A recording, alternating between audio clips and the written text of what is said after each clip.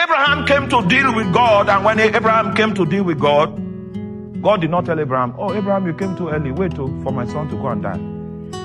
God took him away from that time dimension, brought him into another time dimension by faith, and the transaction concerning his salvation was effected. It's just like now, you may be sick, and then I'm telling you that Jesus has paid the price for your healing, and he paid the price for your healing 2,000 years ago. Are you there?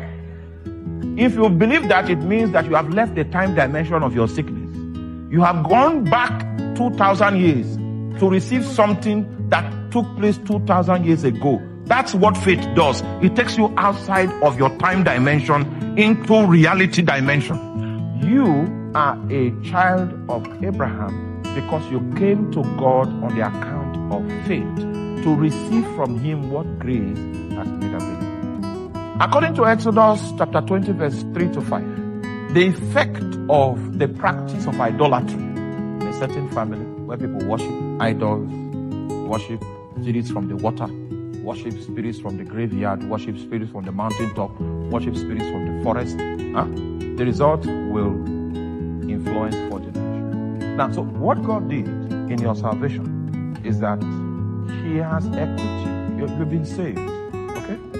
So he has equipped you with the tools in New Testament priesthood to be able to undo the legality upon which the curse is based. Because a curse is a judgment. It sits on the legality.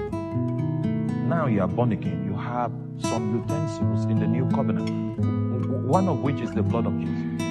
Are you there? You can use that to influence the ground of legality that the curse is standing on and invalidate it. Your salvation does not remove you from the consequence of the curse, but your salvation equips you with the tools with which to invalidate the legality upon which the curse is based. Just like your salvation does not insulate you from spiritual warfare, your salvation gives you the tools to fight. That's the reason why God did not rapture you to heaven after you became saved.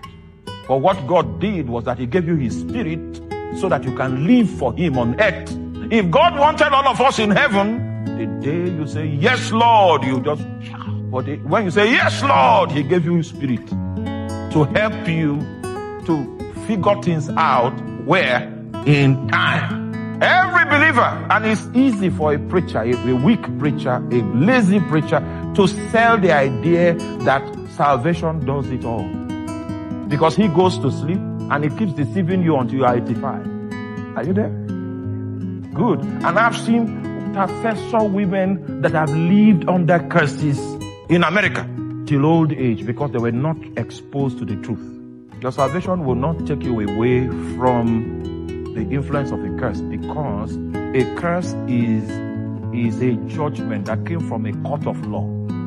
Now, if you were accused of stealing and there is a judgment on your head that you are guilty, and then the day before the sentence you gave your life to Christ, and then you now went to court and they sentenced you to 3 years in prison, will you bring the certificate of your salvation to court and say, now you will still...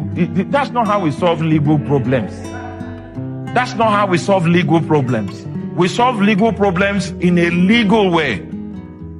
Yeah? So your salvation on the cross was a legal statement. It is on the strength of what took place on the cross that justification was possible. And justification took place in the court of law. God sat in the seat of justice and declared you discharged and acquitted. That's what righteousness is. So there's a new legal situation. You use that to appeal the ground upon which the previous justice was established. That's how you can get yourself away from the influence and the impact of the curse. Many people were deceived to think that because they said, yes, Lord, I've seen many Christians labor under curses and their children labored under curses and they were Christians. And then the next generation labored again under the same curse. It is knowledge that equips you with what to do when you are engaging in a spiritual situation.